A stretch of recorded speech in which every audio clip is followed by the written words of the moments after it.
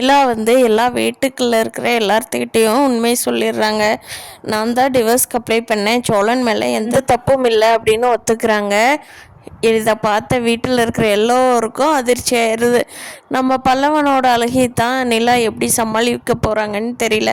பல்லவன் அந்த அழுகச்சி அழுகிறான். அண்ணி எங்கள் விட்டு போயிடாதீங்கண்ணே, ப்ளீஸுங்கண்ணே அப்படின்னு சொல்லி.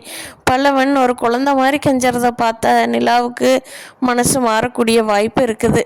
அதே சமயம் நிலா டிவோர்ஸ் வாங்கணுங்கிறதுலையும் உறுதியாக இப்போ வரைக்கும் இருந்துக்கிட்டு இருக்காங்க. சேரன் சொல்கிறாரு, எனக்கு எல்லாமே தெரியும்ப்பா.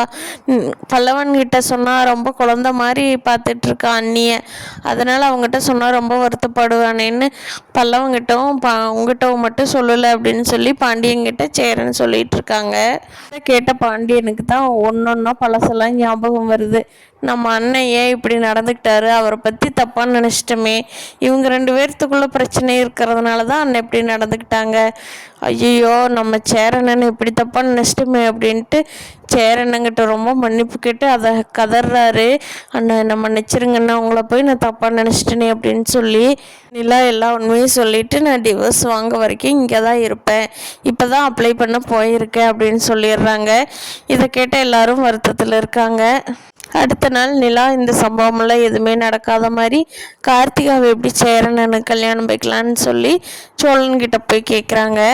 சோழன் சொல்கிறாரு, என்னங்க நீங்கள் கார்த்திகாவை எப்படி பண்ண முடியும், அவங்க அம்மா அப்பாலாம் அவ்வளோ எதிர்ப்பாக இருக்காங்களே, அவங்களுக்கு எப்படிங்க பண்ண முடியும் அப்படிங்கிறாங்க. அதுக்கு நிலா இருந்துக்கிட்டு, ஏன் எங்கள் வீட்டில் எதிர்க்கலையா, நம்ம கல்யாணம் போலீஸ் ஸ்டேஷனில் நடக்கலையா, அது மாதிரி சேரனனாக்கும் பண்ணி வச்சிடலாம், கார்த்திகாவை வர வைக்க வேண்டியது என் பொறுப்பு அப்படிங்கிறாங்க நிலா. சோழன், ஓகேங்க, அண்ணங்கிட்டவும் கேட்டுட்டு நம்ம கல்யாண வேலையை ஏற்பாடு பண்ணலாமுங்க அப்படிங்கிறாங்க. ஃப்ரெண்ட்ஸ், இனி வரப்போகிற எபிசோட்ஸ் என்னென்ன நடக்க போகுதுன்னு. இந்த வீடியோ பிடிச்சிருந்தா லைக் பண்ணிக்கோங்க. இப்போ தான் ஃபஸ்ட் டைம் பார்க்குறீங்கன்னா சப்ஸ்கிரைப் பண்ணிக்கோங்க. தேங்க்யூ.